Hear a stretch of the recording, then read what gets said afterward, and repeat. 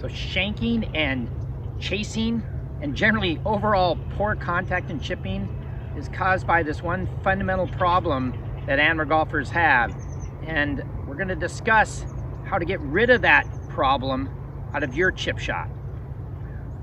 So the fundamental problem in our chip shot technique, which has been pounded into amateur golfers over and over again, is the fact that we're trying to stay down. And once you try to stay down in chipping, is you stop your body, the body doesn't pivot, you chase, you throw, you move out towards the ball. So when you actually think you're trying to stay still or down, you actually make a bad motion, and that's why your contact's really bad. That's why you're shanking the ball, that's why you're chasing it. It could cause a skull, it can cause a fat shot.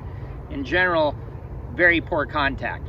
So I'm gonna give you a little drill to give you a feeling of what it's like to pivot through a chip shot. So what I want you to do is this is good for practicing around the green, but you can also apply this to a pre-shot routine while you're actually out on the golf course, which means you can take practice swings like this. So what I want you to do is just set for your chip shot, okay, you know, pick where you want to go and so forth, and then just practice back and away. Okay, I'm going to do that again. Just moving back and forth and moving away from the ball. What you're teaching is you're teaching your shoulders to kind of rock, okay, and pivot. Even though we're not going to move our feet when we hit the ball, we're trying to be self-aware of where's our weight shift going and what kind of movement we're making in our shoulders and what the club head's actually doing. Remember, the key to the chipping is to let the club hang and fall down and away, not go get it.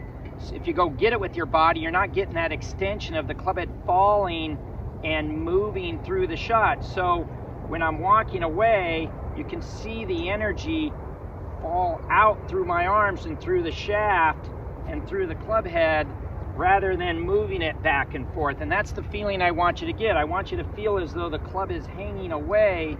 It's just like a handle of a whip. You know, when you pull the handle back, the whip gets long and more accurate.